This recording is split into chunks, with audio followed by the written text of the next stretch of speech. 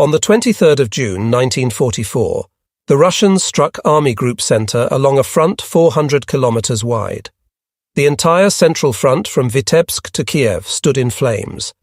With full-strength, well-supplied divisions heavily supported by armor, aircraft, and massive amounts of aid from the United States, the Red Army launched an attack against the exhausted German lines at Rzhev, Smolensk, and farther south. The Russians were now inflicting damage on the German army in the same manner that we had inflicted it on them in 1941 and 1942, during the periods of our great victories. Due to the obstinacy of Hitler, our generals could not proceed with the action needed to prevent the encirclement of entire armies. Offensives on an enormous scale cut through our foremost lines, raced deep into the hinterland, and cut off vast numbers of men and material, forcing mass surrender or annihilation of the ensnared units. In the Bobruisk pocket, far south of our position at Yuknovo, the trapped divisions were defeated and annihilated. The survivors of these huge encirclements that took place during the first days of July found themselves on their bitter way to the gulags and prisoner of war camps. The reasons for the collapse of the Central Front were clear. We simply had too few soldiers, tanks, and resources to hold the enormous areas to be contained in the east, and our Supreme Commander in Berlin refused to accept this reality. There now existed no divisions possessing the strength of our units that had won earlier victories. From the regiments that originally were composed of 3 battalions, there were now only 2 greatly weakened battalions remaining. The pioneer units and the artillery regiments were likewise weakened, having suffered severe losses in combat or having been stripped of personnel to serve as infantry. In Germany, within the Reich itself, again and again new divisions were raised in attempts to hold the many fronts against an ever stronger enemy, but the old divisions, those that had been on the front since the beginning, never received full replacements for the vast losses that had occurred over the years.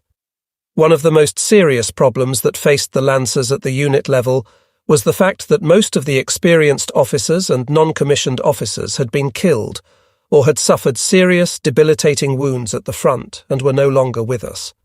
Moreover, the Wehrmacht never fully developed or learned the tactics and methods of retreat. The German soldier was taught to view retreat solely as a defeat, with no advantages forthcoming. Even in the early years in the Reichswehr, the study of retreat, to include using this often necessary tactic to our advantage, was discouraged. After 1936, even the lesson plans for the teaching of a fighting withdrawal were stricken from the curriculum. Attack and halt were the only 2 methods of warfare hammered into us. In this regard, the Wehrmacht had entered into the war unprepared. The collapse of Army Group Center in June and July resulted in chaos. This was clearly exhibited by the countless units observed on the roads and bridges, fleeing to the rear seemingly leaderless and without direction, while other weakened units attempted to make their way through the mob toward the front to engage the onrushing enemy. Some battered units were overcome with panic, and they streamed toward the west on foot and in vehicles of every description. The confusion, the panic-stricken Lancers, the jamming of all movements along the passable roads, would earlier have been considered as an inconceivable scenario, but the collapse of discipline and order had become reality. The Russians were able to increase the turmoil and confusion through constant attacks with their air force, which bombed and strafed all roadways and rail lines, leaving shattered, demoralized fragments of once proud regiments strewn in their path. The strategic reserves were unable to make their way through the chaos to the front, and remained jammed in the tangle of vehicles and men. The movement of entire units had become impossible, and the highest commander, to whom credit for the catastrophe should be awarded, was not present to witness what his decisions had wrought. As always, the soldiers in the field bore the brunt of these mistakes and paid with their lives. Army Group North was impacted by the collapse of the Central Front, as was the XXX Army Corps to the south. At the end of June, the enemy right wing broke out of the heights before Polotsk. The 132d Infantry Division was holding a wide sector of the front before Yuchnovo-Moskachevo and the Velikaya sector. During the night, 28–29th of June, a police security regiment moved forward to relieve the battered Lancers holding the positions of the 1st Battalion, Grenadier Regiment 437. With 60 men remaining in the second company, we crawled from our defences in the swampy ground that we had held for weeks against overwhelming numbers of the enemy opposite us. We marched past the destroyed tank from the winter battle, its sides now streaked with rust and the hatches frozen open like gaping wounds, and we slowly wound our way along the splintered and scarred corduroy road through the swamp. Mess tins, entrenching tools and assorted equipment rang softly on the steel helmets hanging from our belts, and the Ivans sent departing shots after us. 5 kilometres behind the front, the battalion mustered at the edge of a small wood that offered a semblance of concealment from the ever-present aircraft. Our company spis, Novotny, supplied us with warm food and other small items that we had been unable to receive during the weeks we had been on the line. We spent several hours sitting along the edge of the road or lying beneath the ragged pine trees, relishing the first warming rays of the early morning sunshine. It was a luxury once again to be able to stand erect without danger, once again to enjoy freedom of movement without the fear of meeting a sniper's bullet. The obligatory schnapps bottle made its rounds. The younger and less experienced Lancers, recent arrivals to the weakened company, rejected offhand the burning, home-brewed drink that left us with an unaccustomed tingling in the throat. We owed this rare amenity to the talents of Feldwebel Röhrer, who had skillfully fashioned a distillery from a battered Russian field kitchen that we had captured during the Crimean campaign. The stove had been modified for our use with a complicated tangle of copper tubing and bits of rubber fuel lines, and had been fed a diet of potatoes and rhubarb gleaned from abandoned villages or captured from partisan caches. As we passed the bottle, we felt an instinctive bond that only the survivors could know. Together we had known wind and heat, life and death. We had experienced hails of bombs and shells. We tended our wounded, buried our dead, and moved forward to the next encounter, knowing that eventually we would meet the end of our journey. Most of us owed our lives to the skill and self-sacrifice of others in our company, many of whom were no longer with us. We, the survivors, lay on the Russian soil, the smell and touch of which had become so familiar, and dozed in the summer sun.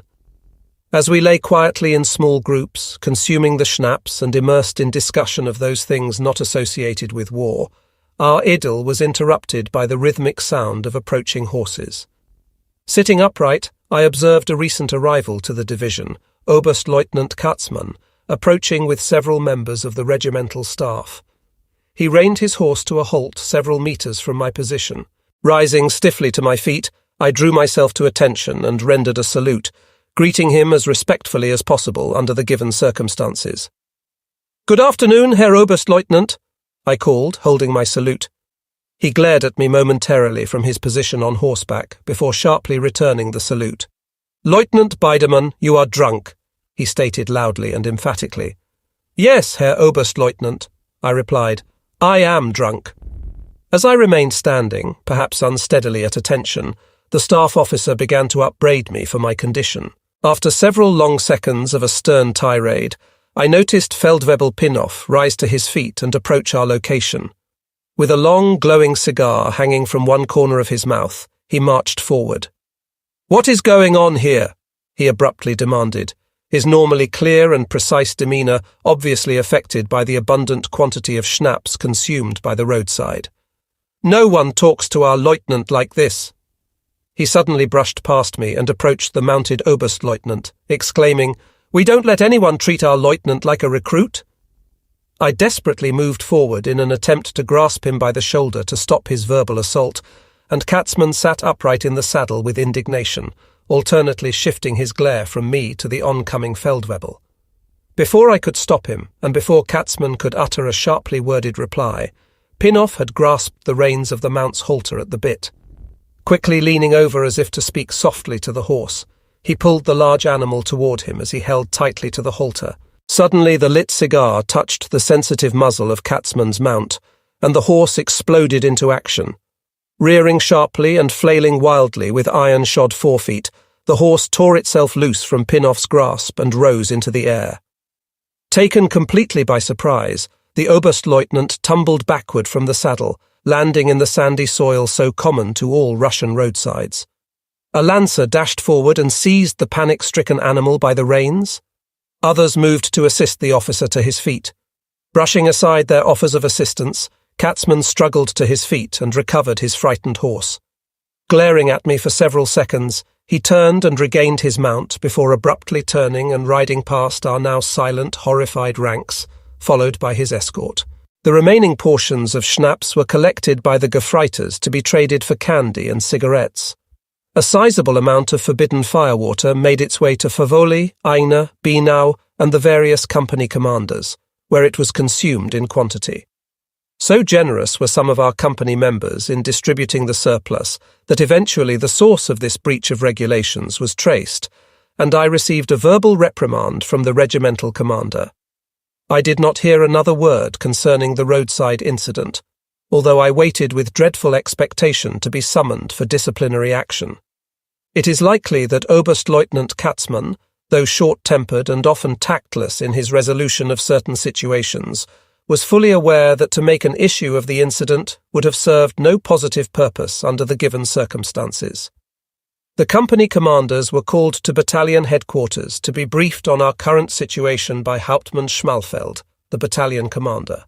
He solemnly advised us that farther to the south the enemy had broken through our front, and we were assigned to protect the open flank of Army Group North from the massive Russian forces pouring past us toward the west.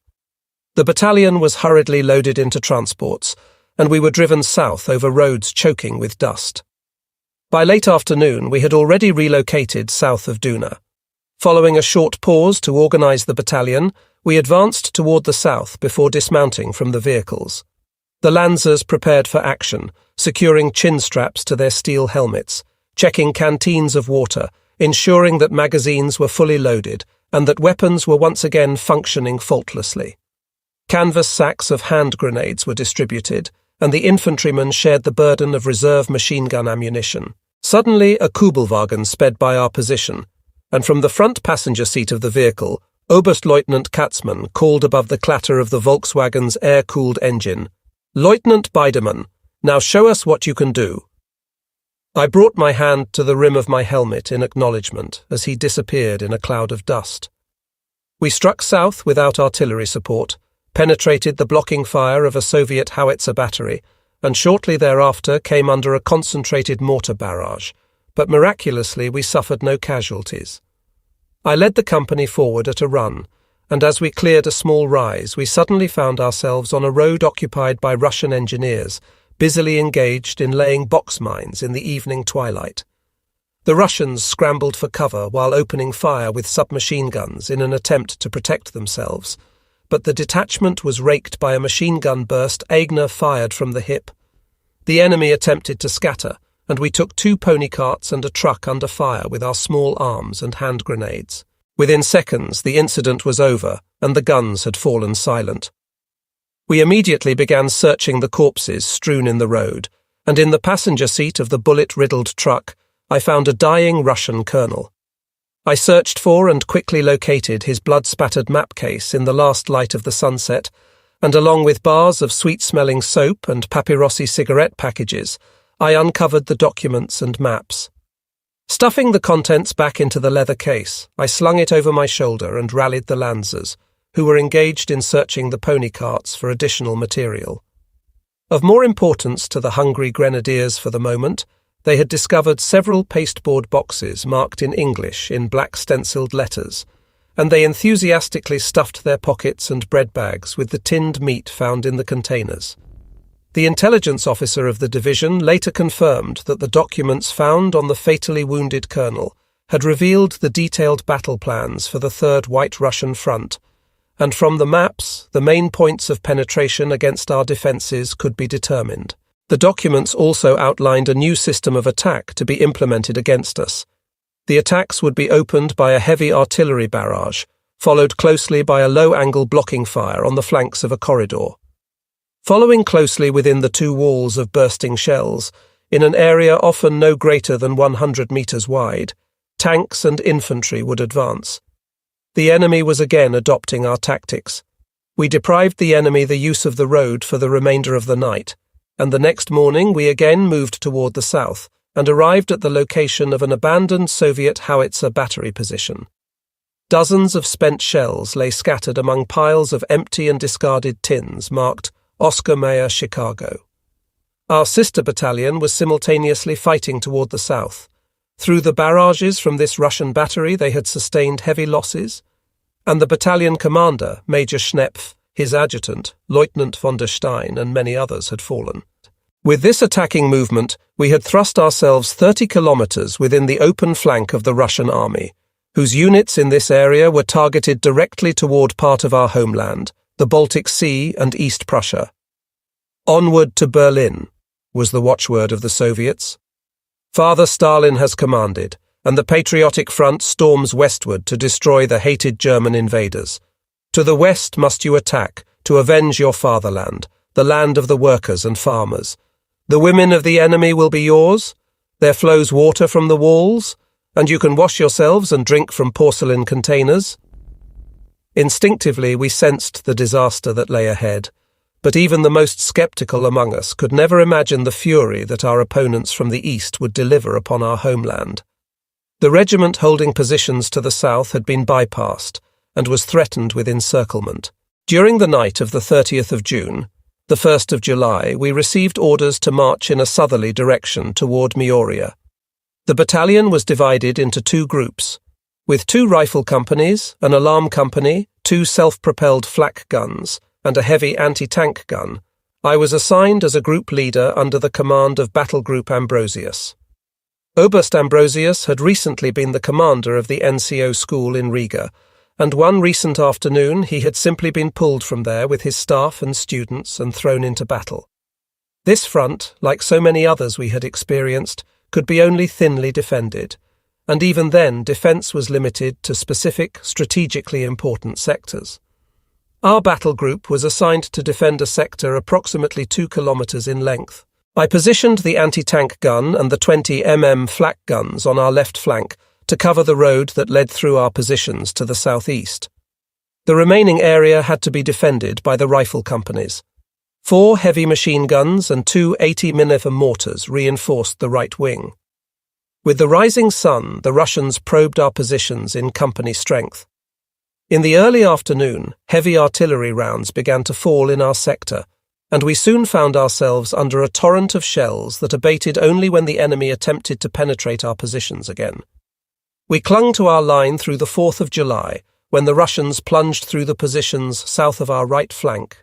The 1st Company, holding our southern sector, was compelled to counterattack in an attempt to close the penetration, and the company commander was among those killed in this action. At 1400, our radio fell silent. We were no longer able to establish contact with Oberst Ambrosius and his staff of academy instructors in Meoria. A reconnaissance platoon from my old company was dispatched in the direction of our right flank in an attempt to contact them, and they returned only to report that they had observed the town to be occupied by Russians. Our battle group continued to hold its positions, despite the repeated Russian attempts to break through the left sector with infantry reinforced with armour. In the evening twilight, as the Lancers lay behind their weapons, I crouched together with the radio operator who, bent over his communications equipment, vainly attempted to establish contact on the old frequency.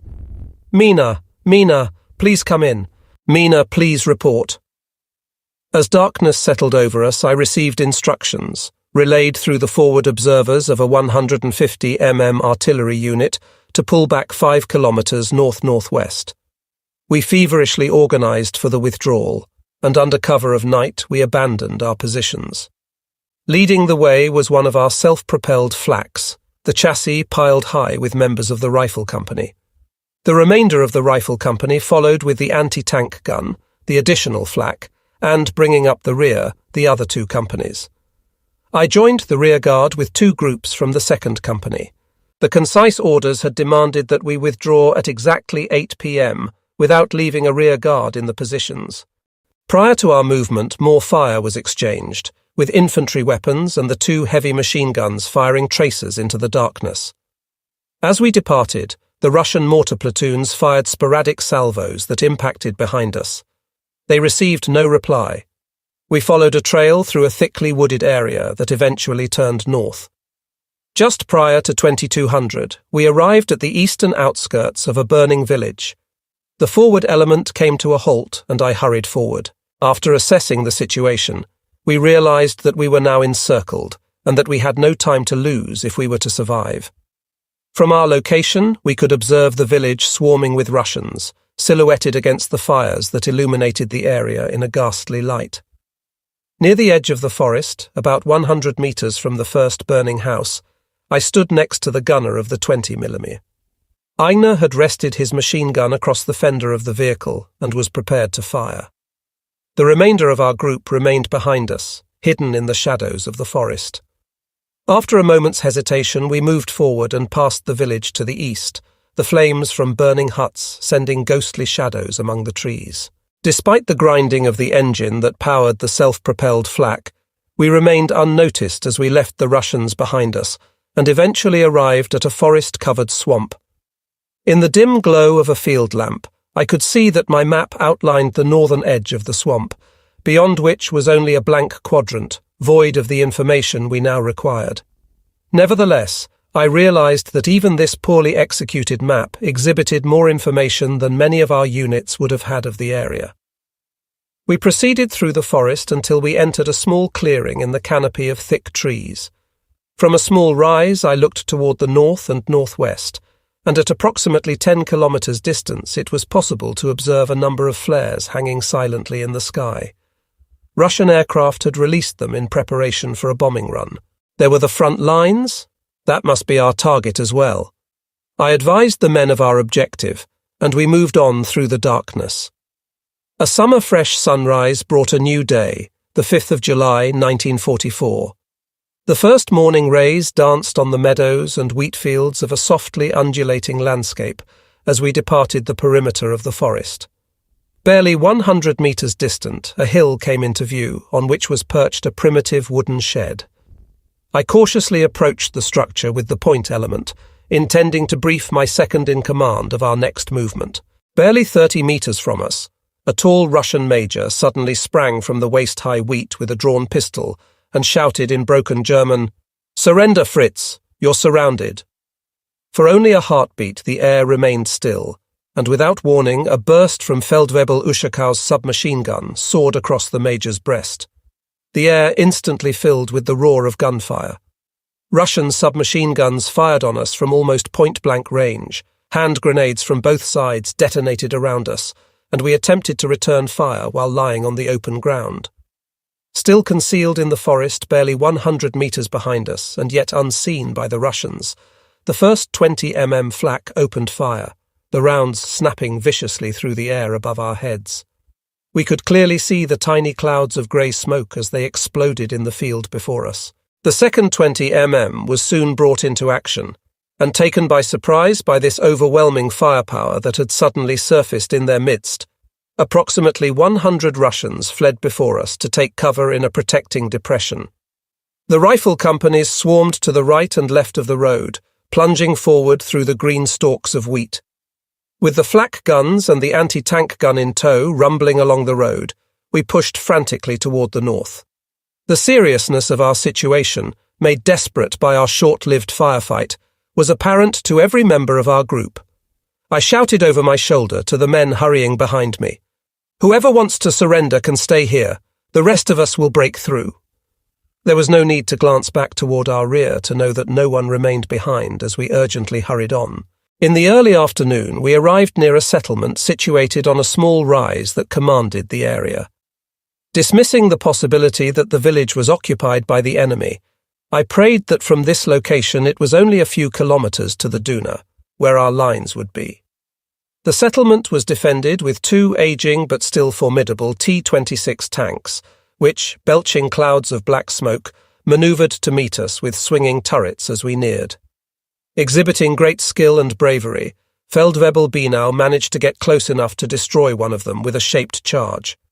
One of our flak guns received a direct hit in the engine, and I crouched alongside the smoking chassis, while the gunner continued hammering with uninterrupted fire at the enemy, a crimson stream of blood running from the sleeve of his tunic.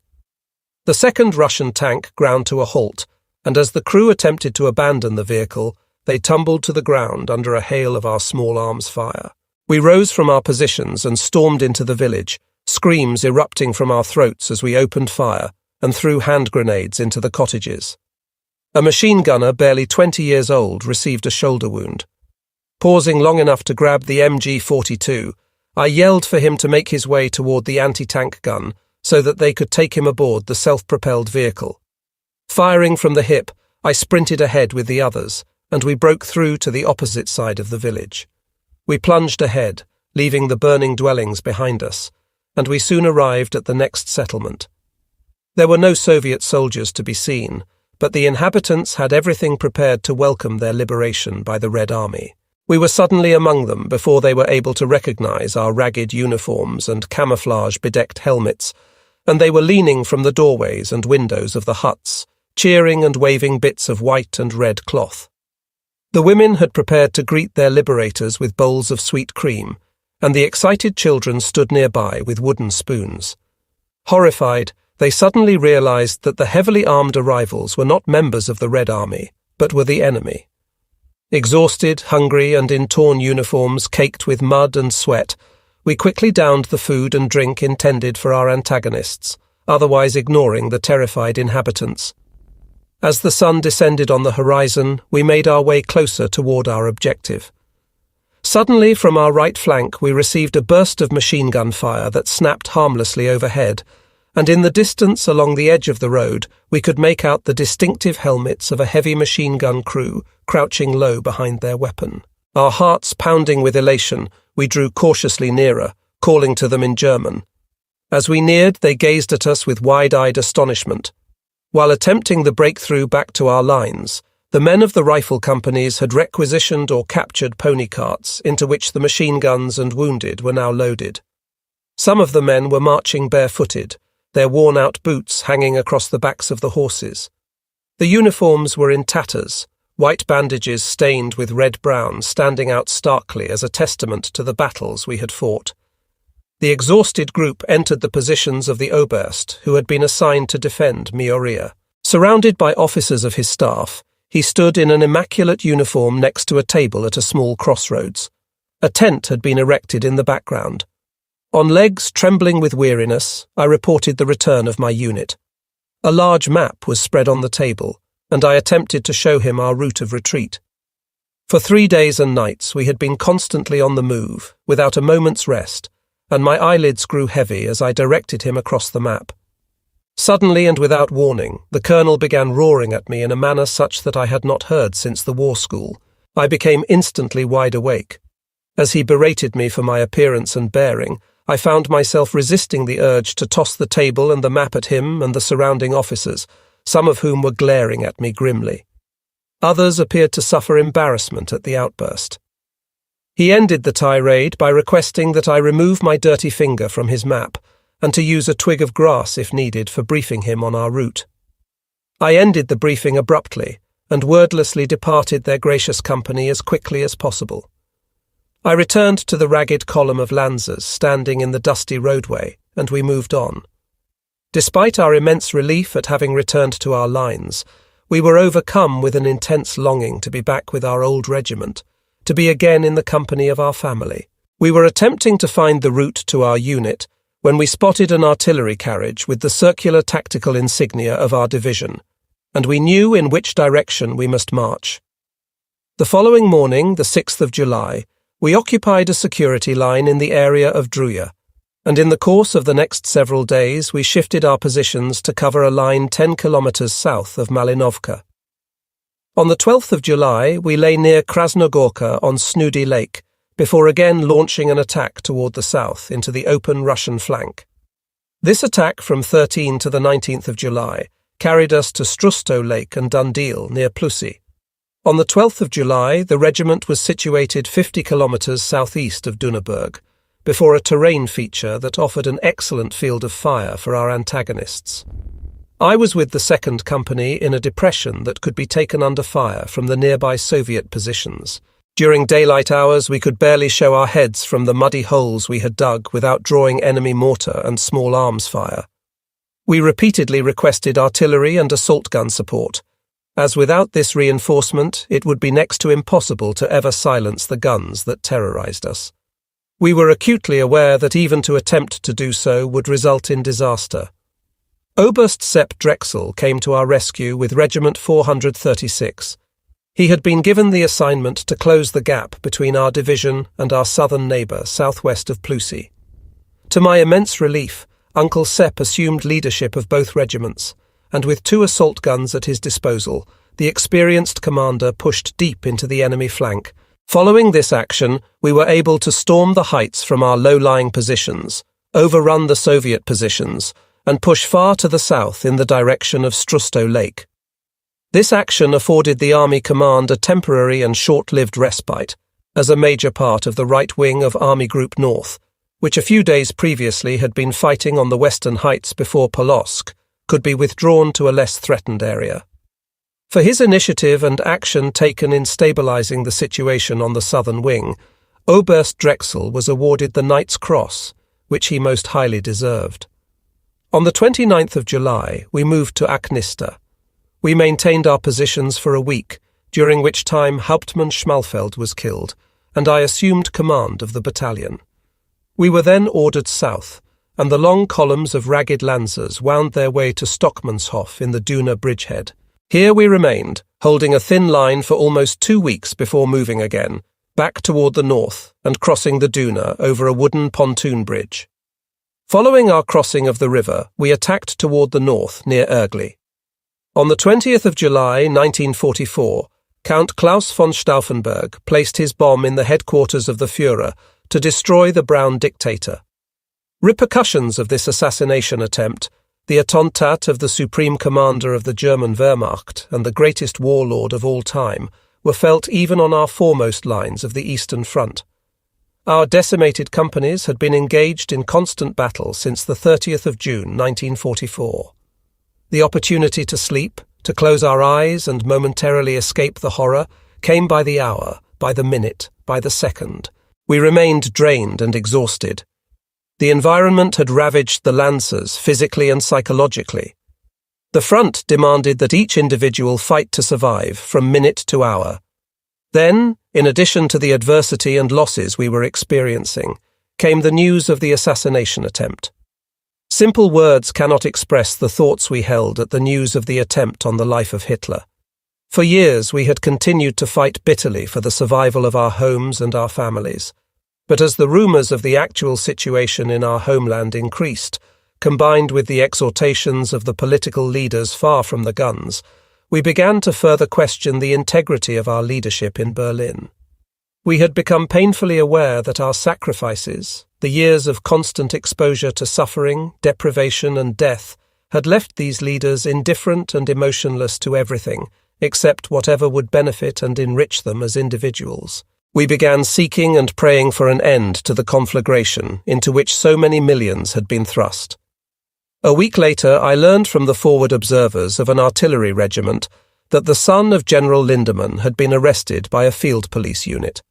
He had been assigned to an artillery regiment of the 132d Infantry Division, and when the news of the failed attempt on Hitler was announced, he was supposedly overheard saying, "Too bad that he isn't dead."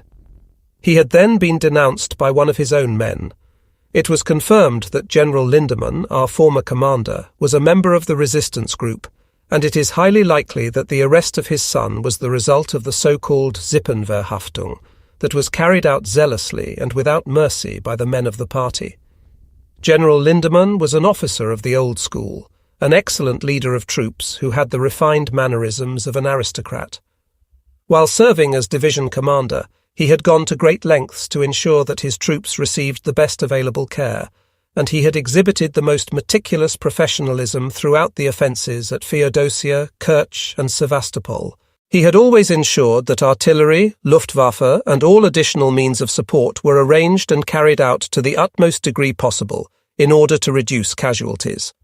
Several times during the fighting at Gaitolovo, he had risked his reputation and career by insisting that a delay or a rescheduling of an attack be implemented, in the face of much opposition from the higher command, after a careful study of the situation. This may have cost General Lindemann some prestige in Berlin. However, it certainly reduced the number of casualties that might have been incurred while ensuring the same successful results. It was also while under his command that the great Soviet offensives at Smyrdinia and Lake Ladoga were broken. And now it was revealed to us that General Lindemann was a member of a resistance group.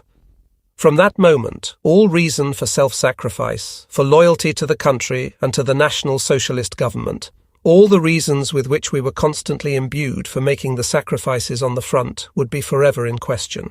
This one act, more than any other factor, revealed to us that the war was lost. The knowledge that a number of our most talented and trusted military leaders would attempt to kill our head of state, albeit a ruthless dictator, proved to us that militarily we could not win against the massed, combined might of the Allies. The one remaining factor that steeled us to fight ever harder was the knowledge that our Soviet enemy would show no commitment to civility or to the common laws of humanity should they invade our homeland. The other outcome of the attempt on the Führer's life was that it could not be denied, regardless of the lengths taken in justification, that Hitler, the one-time idol of millions, became in the eyes of many nothing more than a dictator in brown who would take any sadistic and brutal measures against his political opponents. Our own commanders in the field, to whom we entrusted our lives and who controlled our destiny, fell among the ranks of his victims as well. In the eyes of the soldiers, the aura of the Führer was destroyed. The explosives placed by Oberst Count von Stauffenberg did not kill the dictator, but the act undermined, if it did not destroy, the idolatry that had been so carefully instilled and nurtured by the government throughout our youth. For some time there had been National Socialist political officers assigned to military units. In the previous months and years, hardly anyone within the ranks on the front had taken them seriously. In the beginning, they were usually experienced, trusted veterans of the frontline units who, because of serious wounds, were no longer able physically to serve in the lines. Nevertheless, as the fortunes of the war began to turn, it became apparent to us that they increasingly came to resemble their counterparts in the Red Army, and they came to be known among the Lancers as Politruks. Following the 20th of July assassination attempt, the military salute was changed. The traditional salute, universally recognized as bringing the hand to the cap visor or rim of the steel helmet, was now forbidden. Reichsmarschall Hermann Göring, the highest-ranking military officer of our nation, deemed the Nazi Party salute as more appropriate for demonstrating the loyalty of the Wehrmacht to the ruling system. This party salute, the thrusting of an outstretched right arm forward, was observed with contempt and resentment by soldiers who honoured military tradition, and the order was taken as an insult by those who valued high standards and character. Indeed, in the eyes of the soldiers, the mandated use of this salute served to implicate them, to identify the soldiers with those enthusiastic members of the party who had developed a talent for sitting out the war at home, and it represented those who were now to be held in such contempt. Even prior to this order, within the military environment, this salute had been regarded as ridiculous and impractical. Following the order, it was not uncommon to observe entire companies carrying their mess tins in their right hands to avoid being compelled to demonstrate their loyalty to the party. In view of the circumstances we were facing on the front, our concern for the politics of the Attentat was short-lived. The average soldier on the front was so immersed in the difficulties of survival that little time was spent on brooding over its consequences. In later years, among circles of friends, we revealed to one another that the entire affair caused not a tear to be shed among us. Any sympathy for politicians, regardless of the situation, had been eliminated through years of deprivation and suffering on the front, and during the endless months and years of captivity that followed. Above all, however, we were bound to our duty by the oath we had sworn as soldiers of Germany, to swear, with weapons in hand, to defend our country even to the sacrifice of our lives. Not even a change in command or policy could free us from this oath. The Attentat was not necessarily considered by the soldier to be a betrayal, as through the natural course of events on the front, we had come to place our loyalty with our own, and thus differentiated between the armed forces and the brown-clad leaders in Berlin. It was 15 years later that I learned the story behind the death of our general, who, in my mind, had served as an extremely brave and talented division commander, a fine officer, and an unforgettable leader in the memories of those who knew and served under him. The report of what had occurred was generously provided to me by the general's son and his widow, who had received the information in a letter from Frau Dr. Charlotte Pommer of the Staatskrankenhaus in Berlin. The general had taken refuge in the home of an architect in Berlin, a deed for which both the man and his wife paid with their lives. The government of the Reich had placed a bounty of 500,000 Reichsmarks for information leading to his capture, and the Gestapo was set in pursuit. According to the former German Red Cross nurse Gertrude Lux, General Lindemann had been shot by one of the Gestapo officials who brought him to the State Police Hospital, Berlin NW 40, Scharnhorststrasse 13, on the 3rd of September 1944. This particular official wore a ring bearing the initials AT or TA. She was informed that these security service officials, while serving under the direction of Kriminalrat Saade, had entered the residence on Reichskanzlerplatz in which General Lindemann was hiding. After their arrival, the general managed to lock himself in a room on the uppermost floor and then attempted to climb out the window onto the roof. The Gestapo official managed to kick in part of the door and quickly fired 2 shots toward the figure as he was attempting to climb through the window. At this point, the general obviously collapsed, and the official then asked if he had been hit, to which Lindemann replied, "Yes, I think twice." At 14:30, the general was brought to the hospital with a gunshot wound in his abdomen and a flesh wound in his upper thigh. The hospital staff was instructed to care for the wounds he had received during his arrest, and the handling of the patient was classified as top secret and was to be dealt with accordingly. While preparations were being made to care for his wounds, he took a seat on a stool and was then placed on an operating table where his right wrist was secured. He expressed concern about the binding of his hand, and it was explained to him that the precaution was normal procedure prior to surgery. An anesthesia was then intravenously administered, and as he slipped into unconsciousness, the general spoke in a loud voice, "I am General Lindemann. I am innocent. I am dying for Germany. Please greet my wife." The operation, which lasted 100 minutes, revealed that the colon had been penetrated twice, causing poisonous leakage that later infected his internal organs. The flesh wound in his upper thigh was tended as well. Following the operation, he was taken to room 116 of the surgical unit, where 2 Gestapo officials remained constantly on watch. While he was still under narcosis, both his hands were bound to either side of the bed. It was then arranged that an interrogation would take place when his condition would permit, and he was strong enough to withstand questioning. On the following day, the condition of the patient was much improved. The night nurse Gertrude Lux explained to the SD officials that the patient could not receive proper care as long as his hands remained bound, and managed to convince them to free the bonds during the morning and evening washing, which lasted for approximately an hour and a half. On the 4th of September, it was attempted through Frau Alexandra Roloff and Dr. Maria Dahlen to notify the relatives of the patient's status. On the 5th of September, the bonds were removed from his wrists, and a post-operative examination revealed that peritonitis had set in, which made any immediate interrogation inadvisable. Despite the seriousness of his wound, his circulation and blood pressure remained relatively acceptable. During the numerous air raid warnings with which Berlin was plagued at this time, he was removed from his room and taken to the operations bunker, and he noticed that the SD official went to lengths to ensure that he was always taken to a very safe area, probably as much for the security of the SD personnel as for the security of the general.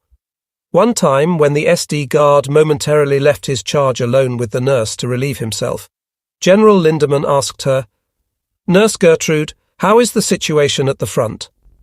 In view of the recent events, the nurse was unsure of how to respond to this curious question and hesitantly asked, "Aren't you aware of what is happening to you?" "Of course, but it is not of importance while so many are dying," he responded. On another occasion, he thanked her for caring for him and mentioned that he had 2 sons at the front. The isolated peritonitis developed into a general abdominal infection, and the general's condition began to worsen. On the 11th of September, a blood transfusion was ordered. At noon of the same day, the Gestapo personnel received a phone call to warn them that a plan to free the general could be in progress.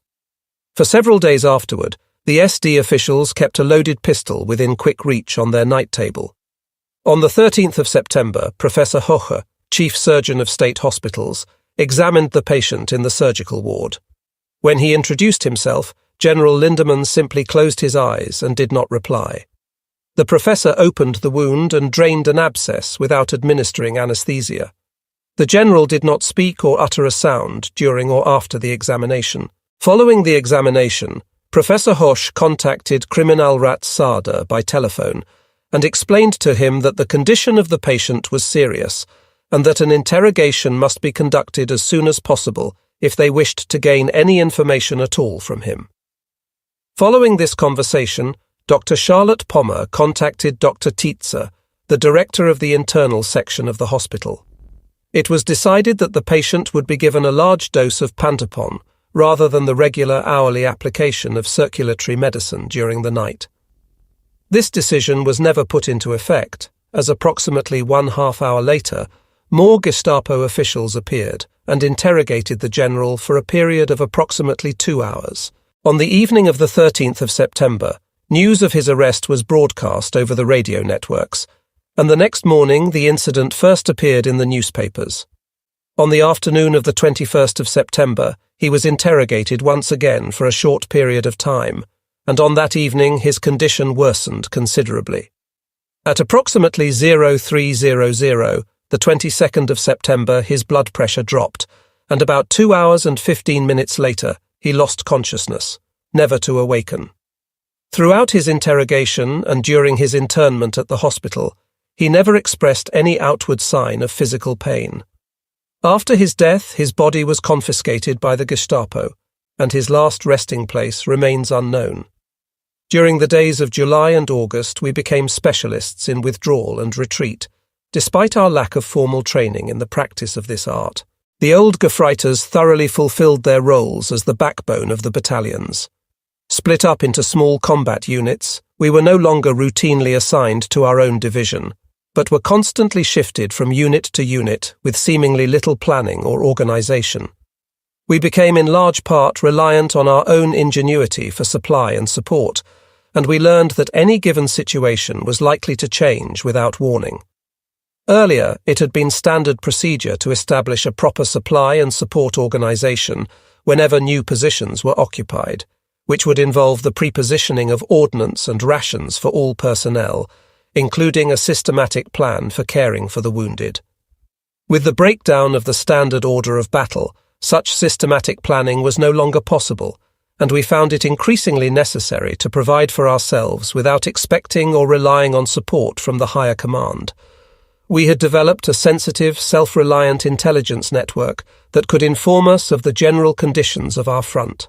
On a large scale, the lack of mail deliveries for an extended period of time became a sure sign that another major catastrophe had occurred.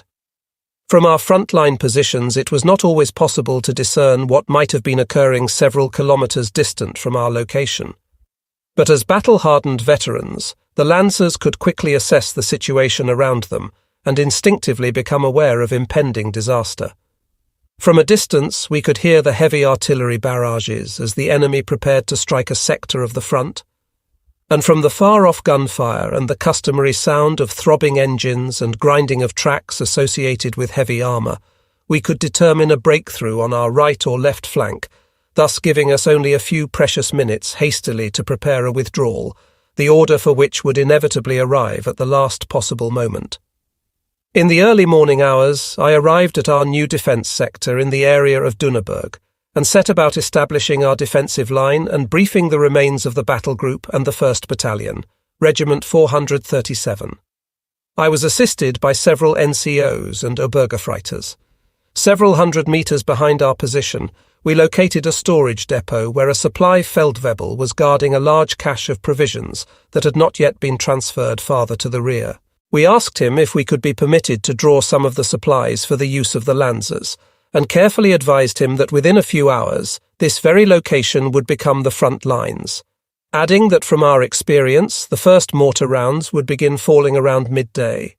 He replied that he would be more than willing to open his depot to us, as we still had sufficient time to distribute the goods to the combat troops, but added that he had been instructed to wait for a relief column to evacuate what he admitted were immense stores of flour, liquor, and cigarettes. I immediately reported the situation to the battle group headquarters and requested instructions regarding the supply depot, but I received no decision or orders concerning the supplies.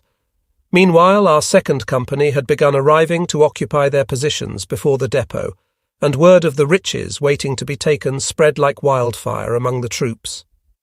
The commander of the second company neared with his entourage of Lancers. As the supply Feldwebel hedged and hesitated, platoons of infantrymen began approaching in bleached, ragged uniforms and battered camouflaged helmets shielding their unshaven, sunburned faces. The dirty grey-green columns came onward, battle-weary, with grenades in their belts, submachine guns swinging at their hips. The machine gunners appeared with long belts of linked 7.92 ammunition gleaming in the sun and anti-tank rockets slung over their shoulders.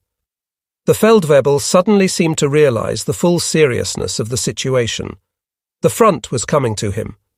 He immediately leaped into his vehicle and disappeared toward the rear in a cloud of dust, abandoning the depot and its entire contents to us. The pony carts were quickly organized, and under the command of the machine gun company, the soldiers entered the depot to evacuate the stores. Huge quantities of cigarettes, food, and liquor were removed and placed by the roadside to enable the troops of other units to help themselves as they marched by. A large percentage of the supplies was distributed before late afternoon, when the depot came under the inevitable fire from the Russian artillery batteries and was destroyed. During the next several days, Obergefreiter Hohenadel, my former recruit commander, destroyed his 9th Soviet tank in close combat while serving as platoon leader with the 14th Infantry Panzerjäger Company. In the late afternoon, he had received the assignment to take 3 anti-tank stovepipe personnel up the road in a vehicle. This road marked the perimeter between them and the neighbouring division, and we were assigned to block the route to any enemy tanks that might attempt to use this road. Approximately halfway to the assigned point, they were met by a large number of infantrymen from the neighbouring division who were withdrawing toward the rear, and they warned the 4 Lancers not to proceed farther up the road, as a column of Russian tanks was approaching. Heeding the warning, they were in the process of seeking a good defensive position when the transmission on the truck failed. With 2 of the men accompanying him, Hohenadel proceeded forward on foot. Rounding a curve in the road, they suddenly found themselves facing a number of Russian tanks a few hundred yards distant. In the evening dusk, the Obergefreiter could see that the tanks were piled high with heavily armed infantrymen, and the Lancers immediately dove into a hedge near the roadside, praying that they had not been seen. As the column neared, the Gefreiter with one of the stovepipes shouldered his weapon, took careful aim at the first tank, and scored a direct hit. The entire column instantly pulled to a halt, and infantrymen leapt from the tanks and poured into the thick undergrowth approximately 20 paces from Hohenadel's hidden location. The remaining tanks held back and remained farther toward the rear, still accompanied by a large number of troops. Although greatly outnumbered, Hohenadel's group opened fire with machine pistols and assault rifles and charged onto the road. Despite the overwhelming odds against the Lancers, the Russians fled in panic. Meanwhile, the Lancers could hear more tanks approaching to within 100 meters of their location, and the next vehicle that they were able to observe in the flickering light of the already blazing tank was a Type Stalin, a 64-ton colossus that plunged into view from the protection of the darkness. Another stovepipe was fired, and to the Lancers' horror, the projectile struck the target but failed to penetrate the armour. Luckily, the tank halted, shifted into reverse, and retreated into the darkness. Hohenadel followed close behind with a Panzerfaust, after observing that the infantry had abandoned the vehicle when it had received the first hit. Making his way to within a few meters of the enemy vehicle, he fired the Panzerfaust at point-blank range. The head of the projectile penetrated the thick steel wall and detonated within the tank. It quickly began to burn, and explosions from the fuel and ammunition soon followed. A number of our own infantrymen arrived to reinforce the group, and they held the road until the following morning. This allowed enough time for the engineers to destroy an important bridge behind the tiny force, and with that move, the enemy's attempt to drive a wedge between our two divisions along this road failed. Midsummer 1944. During the fighting south of Drissa Druya, we attempted to link up with Army Group Centre's 3rd Panzer Army, with a drive that took us 30 kilometers over the Duna. Despite all efforts, this attempt was in vain. On the 10th of July, a gap 25 kilometers wide was torn between our Army Group North and the devastated Army Group Centre. In the Bobruisk pocket, the Red Army destroyed 20 German divisions. This catastrophe could only be compared to the destruction of the 6th Army at Stalingrad. But the German propaganda machinery made little mention of the disaster, other than to attempt to convince the population that this ignominious defeat was in reality a victory of sorts, even though with this enemy offensive, thousands of Germany's soldiers on the Eastern Front had fallen. Following this great victory against Army Group Centre, the Soviet Army held a triumphal march in Moscow. Later, while incarcerated as a prisoner of war, I met a number of the soldiers of this debacle who had survived and had experienced the subsequent march into captivity. The German survivors, those who had managed to remain alive following the surrender, were transported to Moscow. Many had died from thirst and exhaustion on the long journey, or, unable to continue due to wounds or sickness, had been summarily shot where they collapsed during the endless march. Eventually, the prisoners were collected in massive camps near Moscow in preparation for the victory procession. In order to strengthen the starving prisoners for the ordeal, they were fed a ration of grease-laden soup, which they devoured ravenously. In rows of 24 abreast, they were then compelled to file through Moscow. They marched past the Soviet generals on reviewing stands. The city population lined the streets by the thousands. The Allied embassy personnel and dignitaries were present as honorary guests, and the victory march was captured on film by journalists from all corners of the globe. After weeks of deprivation, the digestive systems of the prisoners were no longer tolerant of the fare rationed to them, and during the march through the city, the ragged columns became stricken with acute diarrhea, which served to weaken them to an even greater extent. Thousands of the Vojna plennies were unable to control their tortured bowels throughout the victory parade, and later in the United States a film was released showing the filth of the fascist invaders being cleaned from the streets of Moscow as an example of the agony of defeat. During ancient times, it was common for the victorious forces to parade their prisoners through Rome or Carthage.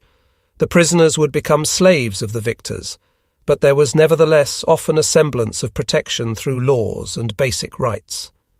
In the 20th century, prisoners were often afforded little or no protection in any form, and remained free game for the victors. One could beat them, work them to death, shoot them, or simply let them starve.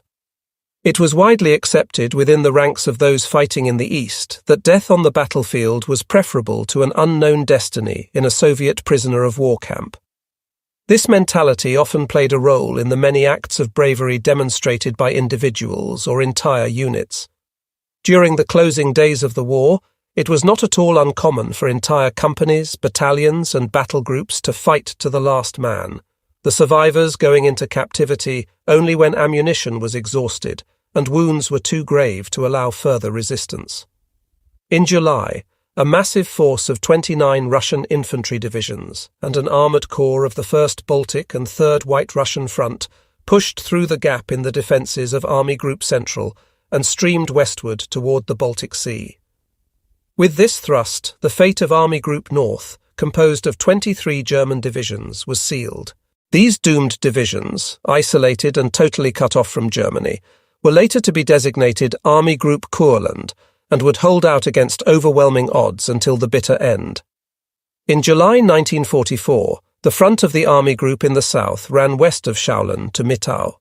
The Soviets succeeded in pushing 20 divisions through this line, and on the 29th of July they arrived at Tukum and were then standing on the Baltic Sea. Although the German divisions fought bitterly at Aknista, on the Duna bridgehead at Stockmannshof, and in the area of Ergli, they were nevertheless severed from the only possible land route to Germany. In August, General Graf Strachwitz attempted to recapture Tukum behind us with his panzer group. On the 20th of August, he succeeded in taking this strategically important sector, and for the moment we breathed more easily. This victory was recognized as an overwhelming accomplishment, not only for Graf Strachwitz and his panzer crews, but also for the sailors of the cruiser Prince Eugen and escorting destroyers and torpedo boats who had bombarded the Russian positions at Tukum from the sea. On 21 and the 22nd of August, we attacked the town of Ergli with the weakened 1st Battalion of Regiment 437. Near the banks of the Oger, we captured the forward positions and assaulted the Russians through the cemetery of Ergli. We sought shelter between the gravestones as we came under mortar and artillery fire, with shrapnel hissing and smashing against the stone memorials where we lay. Knowing that to remain at this location was to invite imminent death or wounding, Volley and I fired our submachine guns on the run as we advanced with the battalion staff through the barrage. A short distance ahead, a row of underbrush offered cover, and I dodged through the grave markers toward the concealment, when suddenly from no more than 2 paces I was surprised by a set of wide eyes staring from under a round olive-coloured Russian helmet. Our eyes seemed to lock on one another's for an eternity. Instinctively I managed to shout a quick "Stoi!" and the Russian sergeant's submachine gun clattered at my feet. Volley, only a few meters distant, rapidly kicked a grenade that landed near him into the underbrush and captured a Russian private who stumbled forward, hands above his head. A cursory search of the area revealed that the sergeant had a field telephone hidden in the row of bushes, and Gefreiter Treiber from the battalion staff took it for our own use, but not before dialing the Soviet unit at the other end of the communications cable and shouting, "Fritzen here, yes," into the telephone as they came on the line. The communications wire disappeared into the undergrowth, revealing to us the direction in which we needed to advance. The Russian sergeant had been directing the mortar and artillery fire that had threatened to cut off our attack, and with his capture his unit could no longer receive information regarding our movement or position. We called in 80 mm mortar fire, as well as 150 mm artillery support from the 13th Artillery Battery on the commanding height southeast of Ergli, and behind this curtain of fire we assaulted the hill with 50 men. Volley, a former artillerist who had served with the 132d Artillery Regiment in the Crimea, established liaison between our location and 2 of our division's batteries that had taken up positions behind Ergli during the night. As a means of holding the heights against overpowering opposition, we developed a new but dangerous tactic. With only a weakened means of defence, it was obvious that we would not be able to hold our positions without the unfailing support of the artillerists. During the night, we would establish 2 machine gun posts forward of the crest. As dawn began to break, we would evacuate these positions, withdrawing the lancers to the lee side of the height, approximately 200 metres from the crest. Predictably, the Soviets would advance in the wake of our withdrawing units, and as soon as we observed the first Russian helmets appearing on the crest of the heights, I would order 105 mm barrages directly on our previous positions. This was unfailingly successful in driving the enemy back to their line, and in the evening light we would again occupy the positions. In this manner we were able to hold our positions on Egg Hill before Ergli for nearly 2 weeks. In the last days of August, Lieutenant Steinhardt reported to us with 80 men from the Luftwaffe as reinforcements for the battalion. They were assigned to Grenadier Regiment 438 and adjusted quickly to their new role as infantrymen, proving themselves reliable and brave fighters. Throughout this period, we maintained an excellent relationship with the regimental commander Oberst Siertz and his adjutant Hauptmann von Deimling. In the closing days of August, we were pulled back to serve as the regimental reserve to the old Ergli estate.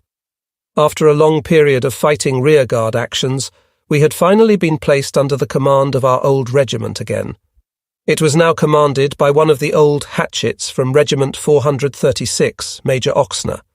He had heard of our defence of Egg Hill, and he approached us as I and 120 men from the battalion lay resting in the churchyard of Ergli. He greeted me warmly, and with his arm about my shoulders, we spoke briefly of old times that we had both enjoyed with the regiment. It remained unsaid, but we remained fully aware that in all likelihood we were approaching our last and final battlefield. As we spoke of so many of our comrades that now lay buried in Russian soil, he paused long enough to gaze on the tattered, filthy survivors lying on the earth exhausted, and with moist eyes he suddenly turned and departed. The days of the Heldenklau descended on us. The rear support personnel were being rounded up in ever greater numbers and pressed into service as infantry. Luftwaffe personnel, still wearing their blue-grey uniforms and without a single day's training in infantry tactics and only cursory instruction in the use of automatic weapons, found themselves reporting to us, fully unprepared, yet willing to face an ever stronger enemy. For those in the rear, far from the Russian guns, the term transferred to the infantry had taken on a new, ominous meaning.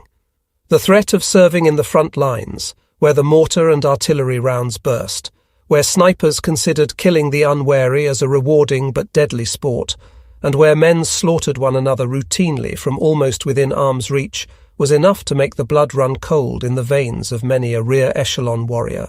The phrase punitive transfer was heard among the troops more often. This term was regarded with disgust and contempt by the older infantry veterans and survivors of many battles, and the practice as a penalty for a perceived or real infraction served to promote ill feelings between the battalion veterans and those troops who had been transferred to us for disciplinary reasons. As that became more commonplace, the professional infantrymen were obliged to ask themselves if the years spent in the foremost lines, the deprivations suffered, and the horrors experienced had been regarded as nothing more than a disciplinary action.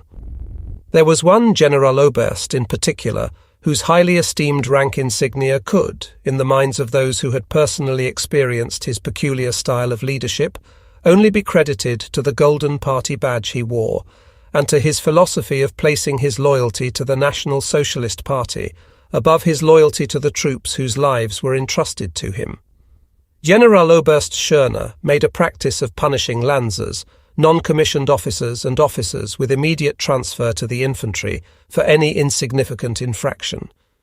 It was generally agreed that this high-ranking gentleman obviously understood nothing of the code of honour held by the German infantry.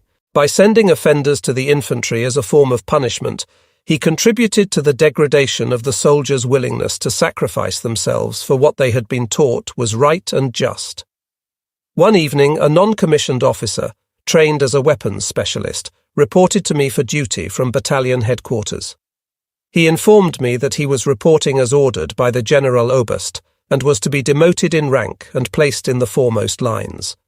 The following day we received the punitive report carefully printed as an official document bearing the letterhead of Army Group North, signed by the Generaloberst with an oversized S as the initial for Schörner.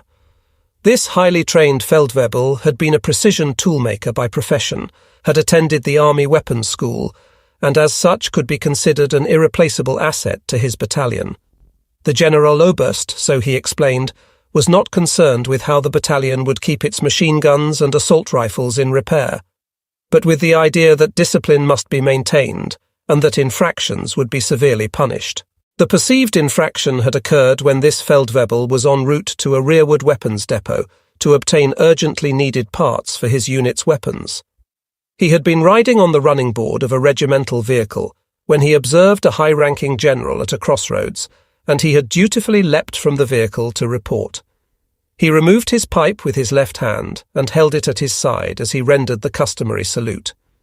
He was unable to put the pipe in his uniform pocket, as it was lit and would thus burn his tunic. As he saluted, the general demanded to be shown the item he was holding in his hand. He showed the officer with crimson and gold collar insignia his pipe, and was immediately told to toss it away. The Feldwebel then dutifully tapped the pipe against the sole of his boot and quickly stuck it into his tunic pocket, an action that would have been considered perfectly acceptable by any reasonable officer. For this grave offence he was to be punished. He remained with us for several days at battalion headquarters, where he found employment repairing and refurbishing our battle-worn weapons. Almost 1 week later, I was approached by a one-armed staff officer who appeared unexpectedly at our headquarters. This lieutenant had been assigned the unenviable task of confirming that the sentence of the soldier involved in this incident was indeed being carried through. It was at this time that I made my first and only false report during my entire military experience. The man was killed in action 2 days ago.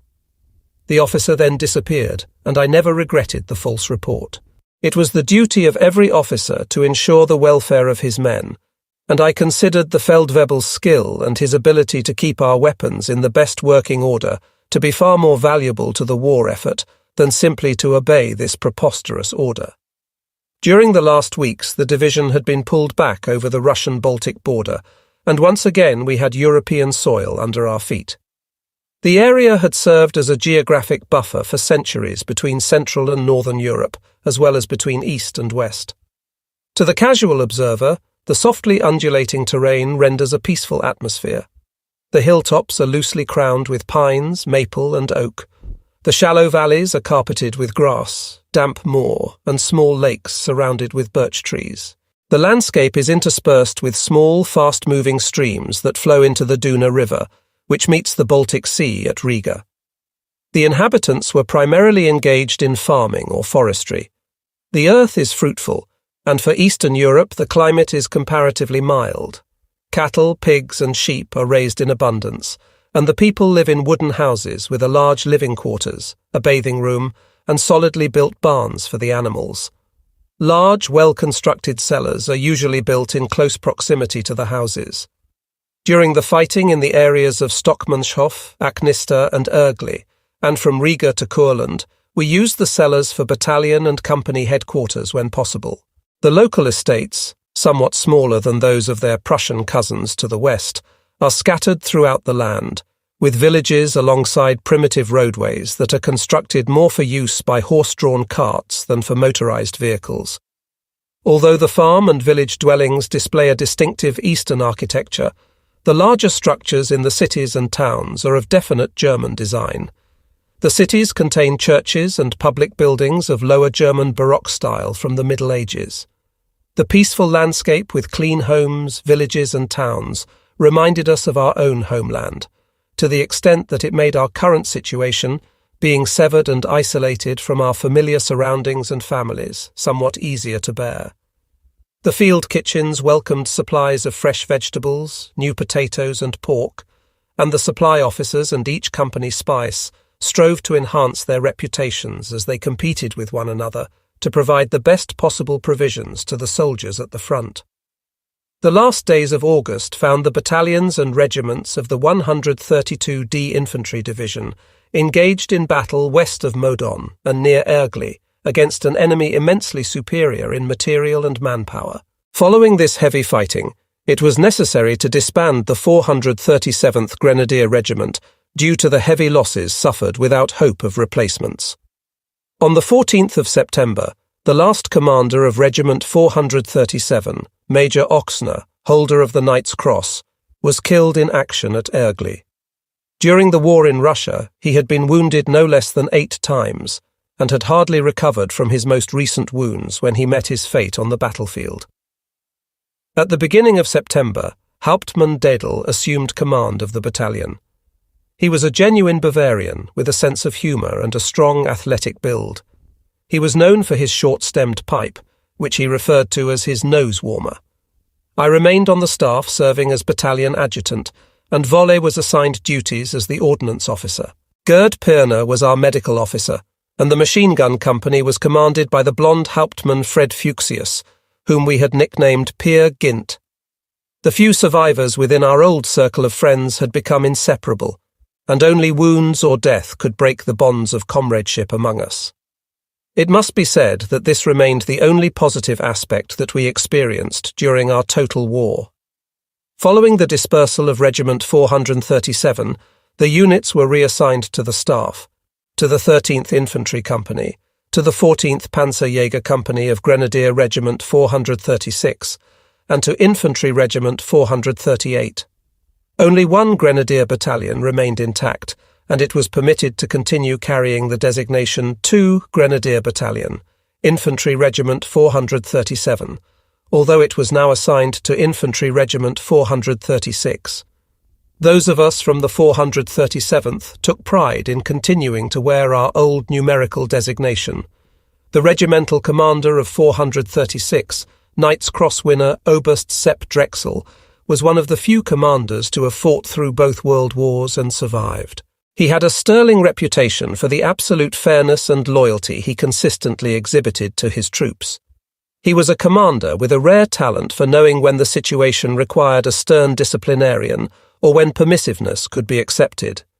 The troops referred to him unofficially as Papa Drechsel, and those with a close relationship to him often took the liberty of calling him Uncle Sepp. The new officers and men immediately developed an excellent relationship with him. Once again, we narrowly escaped disaster. On the 14th of September, enemy forces, heavily supported by armour, broke through our right flank. They pushed onward, and on the 16th of September they bypassed Ergli, thus severing us from the main body of forces in the west. With this serious development, it was no longer possible to hold our positions, so once again we broke through the encirclement and occupied the heights to the west of Ergli. We held these positions for a number of days. The leaves in the trees began to take on the hue of autumn. In long columns we marched westward along the cobblestone roads, capturing ground further to the west, as our withdrawal was jokingly referred to with a soldier's gallows humour. Despite the losses we had suffered in breaking the Soviet ring that had recently closed around us, we continued to conduct an orderly retreat as we drew ever closer to the sea, from where we could withdraw no farther. Far to the north, the Russians had launched their offensive at the end of September between Narva and Pleskau. This offensive forced the withdrawal of all German forces north of the Duna, and the plans for the evacuation of Riga were set into motion. The long march marking our final retreat to Courland had begun. Riga is the ancient seat of the Order of Hanseatic Knights. We were provided the dubious distinction of observing the once beautiful city at our backs, experiencing its death throes. The primitive roads were choked with the dusty columns of trucks and tanks. Lines of refugees with wagons and handcarts piled high with belongings filed through the Latvian capital day and night. The bellowing of confused and weary herds of cattle filled the air as they were driven westward over the brick-paved streets. The foreboding sight of Russian fighter bombers became a constant reminder of our dire situation as they screamed over the tiled rooftops, the five-pointed red star clearly visible on the shining silver fuselages. Autumn 1944 brought wind, rain, and cold nights. As we had so often experienced wherever the war had taken us, many of the roads had again become bottomless mires. Exhausted, incessantly hungry, and always cold, the men mechanically withdrew from one position to the next line of defence. The only relief from the hounding enemy would arrive with the setting sun, when the encroaching darkness would shield us from the relentless eyes of death. The enemy forces who quickly followed any withdrawal would fill the void after our departure, swarming in endless numbers through the towns and villages. The clusters of infantry piled high on the giant T-34 tanks, the raging artillery, and the low-flying aircraft would seek out our next line of defence, and again we would halt and turn to face our relentless pursuers. In October 1944, Operation Thunder, the final withdrawal of the German forces to Courland and the evacuation of Riga, was carefully planned by the staff of Army Group North. At the beginning of October 1944, General Major von Natzmer signed the order that would concentrate the German forces remaining in the Baltic region into our final battlefield. On the 5th of October, Operation Thunder was put into motion. As the operation was executed, the 132d Infantry Division held its positions southeast of Riga. Beginning on the 6th of October, an entire army filed westward behind us and marched through the city and over the Duna bridges. The army group was able to hold only a narrow corridor 45 kilometres long and 6 kilometres wide between Riga and Schlock, which offered the only passage to Courland. All refugees and military units withdrawing before the Red Horde were compelled to cross the Duna and AA within this stretch of territory. It was necessary for 2 divisions, plus a mixture of various splintered units, to pass daily through this gauntlet, which had been within range of indirect Soviet artillery fire since the first days of October. The operation was a masterpiece in terms of planning and organization, and this planning was composed by the able General Major Frankiewicz of the 215th Infantry Division. His forces provided 1,000 officers and men for organization and control of the columns, which slowly but methodically wound their way toward Courland. Some officers from the reserve were assigned to maintain control during the evacuation, and Gustl Hickel informed me later that stringent measures were taken in an effort to maintain a flow of traffic and to save as many lives as possible. Any vehicle, regardless of whether the occupants were high-level staff officers or ragged lancers, that became disabled due to aircraft strafing or artillery barrages, or that simply had run out of fuel, was unceremoniously pushed off the road to sink into the marshes lining the roadsides. Any abandoned equipment was destroyed to deny its use to the enemy, and pony carts piled high with wounded, intermingled with civilian refugees, the flotsam of war creaked slowly toward the sea in a vain effort to escape the Red Army. Cool and sombre, the night of the 12th to 13th of October settled on the men occupying the machine gun and infantry positions in the suburbs of Riga. As a drizzling rain began to fall, the last infantrymen with our battalions, which had received the dubious distinction of serving as a rearguard, finally wound their way through the burning city. At the approach to the large Duna Bridge, General Wagner, commander of the 132d Infantry Division, stood silently together with Papa Drexel. They wordlessly observed the field-grey forms filing past, the steady rhythm of worn boots on the cobblestones, broken only by the occasional clank of a rifle barrel or submachine gun against a mess tin or helmet hanging from the heavy leather field belts. The flames rising in the heart of the city from the opera house danced against a black sky, casting ghostly shadows on the grey columns treading over the ancient bridge as a once-conquering army withdrew in tatters. At exactly 0030, my column approached the Duna Bridge spanning the river, which appeared black and forbidding in the night. At the head of those troops entrusted to me to guard the battalion withdrawal, I knew we represented the last forces of the German Wehrmacht to cross from east to west over the Duna in Riga. Nearing the two solitary figures whose dim silhouettes were visible on the bridge against the flickering light of a dying city, I drew to a halt and saluted. After a brief pause, during which we watched the ragged column pass in silence, the last general, major, and lieutenant passed to the other side. It suddenly occurred to me that at this very spot 25 years earlier, Schlageter had stood with his cannon in a valiant struggle to prevent the Red Revolution from sweeping through the old Ordensland. At 0500, the dawn brought a wet and cold day. As the sun attempted to penetrate the thick grey horizon, an officer from a pioneer unit pushed the charging handle of an electric blast machine wired to the demolitions placed within the Duna Bridge. A gigantic ball of flame shot into the air over the river, and the atmosphere was rent by an enormous explosion as the bridge finally collapsed into the Duna, severing us once again from the Soviet army. Some 100 meters distant, a ferry carrying the last remnants of the rear guard was completing its crossing of the river.